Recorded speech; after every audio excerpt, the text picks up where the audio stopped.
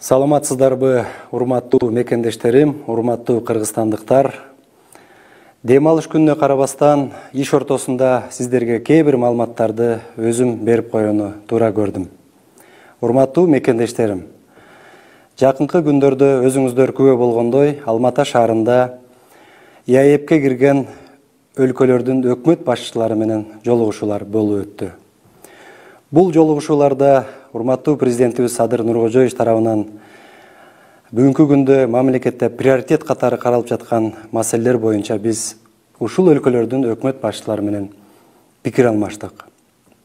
Эң оболу эки тараптуу жолугушууларда Россия Федерациясынын өкмөт башчысы Михаил Мишустин менен бир топ маселелерди өз ара талкууладык. Алардын арасында эң бүгүнкү күндөгү көйгөйлүү маселелердин бири болгон авиарейстерди жандандыруу, биздин мигранттардын кирип чыгышы маселеси жөнүндө проблемаларды көтөрдүк.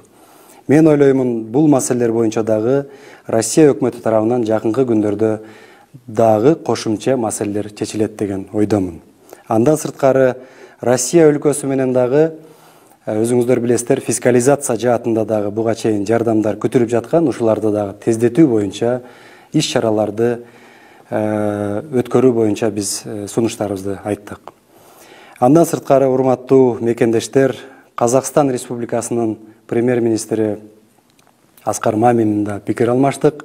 Өзүңүздөр билесиздер, эң жакын кошуна катары дагы, тууган эл катары дагы биз өзүбүздүн сураныштарды, өзүбүздүн коомчулукта көтөрүлүп аткан маселелерди ошол жерде койдук. Энергетика тармагында, чек ара маселелеринде ушул маселелерди көтөрүп, толук кандык жетишүүгө мен ойлоймун чечимдер жакын күндөрдө каралмакчы. Андан сырткары, албетте кошуна өлкө болгон Өзбекстандын премьер-министри Абдулла Арипов менен дагы жолуктук. Бул өлкөнүн премьер-министри менен дагы бир топ маселелерди чечүүгө бир пикирге келиштик десем мен жаңылышпаймын. Эң биринчиси, ушул өлкөбүздө мына жазгы талаа иштери башталганы турат. Ушул жерде жер семирткичтерди биздин өлкөгө көбүрөөк, ылдыйраак баада киргизүү боюнча биз пикир алмаштык. Бул боюнча менин көзүмчө эле урматтуу Абдулла Арипов мырза өзүнүн тиешелүү кызматкерлерине тапшырмасын берди. Андан сырткары, өзүңүздөр билесиздер, Кыргызстандын жарандары Өзбекстанга киргенде ПЦР тест тапшырып жатат бүгүнкү күндө. Бул мындай айтканда төлөө менен жүрүп жатат. Ушуну акысыз жүргүзүү боюнча дагы Өзбекстан Республикасынын премьер-министри Кыргызстандан барган жарандарды Өзбекстанга киргенде ПЦР тапшырат, бирок акысыз болуу жагын чечүүгө сөзүн берди. Андан сырткары, урматтуу мекендештер, ушул Алматы шаарында санариптештирүү, Digital Алматы боюнча ушул чоң жыйында биз өзүбүз үчүн абдан чоң бир маселелерди Кыргызстанга келечекте пайдасы тие тургандай тажрыйбаларды көрүп келдик. Негизинен Алматы шаарына болгон жыйынтык ушундай болду. Андан сырткары, урматтуу мекендештер, акыркы күндөрдө массалык маалымат каражаттарда, социалдык тармактарда көтөрүлүп жаткан Баткен областындагы маселе боюнча кыскача токтолуп кетейин. Бул жерде эң оболу мен өкмөт башчыга талапкер катары дагы, Кыргызстандын патриот жараны катары дагы бир маселени айтып коюу ниетим болгон. Муну ошол жерде жашаган Баткен облусунун Баткен районунун Аксай айылынын тургундары мен ойлойм абдан жакшы түшүнүп турат.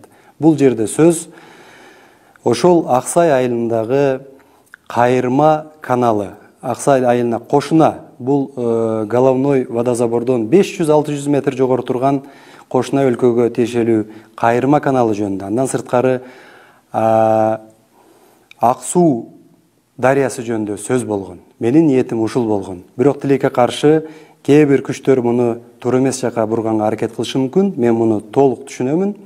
Менин оюмча ушул маселени биз келечекте биздин өлкөнүн кызыкчылыгына чечиле тургандай мыйзамдын чегинде чечүүбүз зарыл.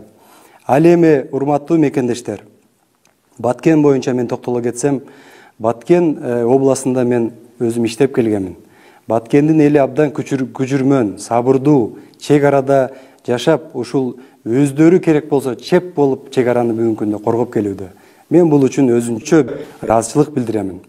Ошондуктан урматтуу мекендештер, өзгөчө мен мына Баткен облусунда жашап аткан элдерге ыраазычылык билдирип, Төрткүл суу сактагыч, анын головной боюнча дагы бизде азыр өзгөчө бир ой пикирибиз бар. Жакынкы күндөрдө Төрткүл суу сактагычын, ошондой эле анын головнойун стратегиялык объекттерге киргизүү боюнча азыр иш башталды.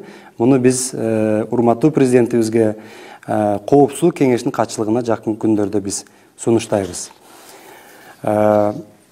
Ошондуктан урматтуу кыргызстандыктар, урматтуу Баткен облусунун тургундары, мен ушул маселе боюнча атайын сиздерге бир түшүндүрмө берип коеюн дедим.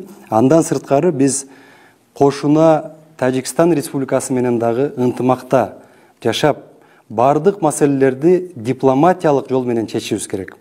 Эң оболу Кыргызстандагы жетекчилер баарыбыз улуттун кызыкчылыгын, мамлекеттин кызыкчылыгын коргойбуз деп мен сиздерди терең ишендиремин. Көңүл бурганыңыздарга чоң рахмат.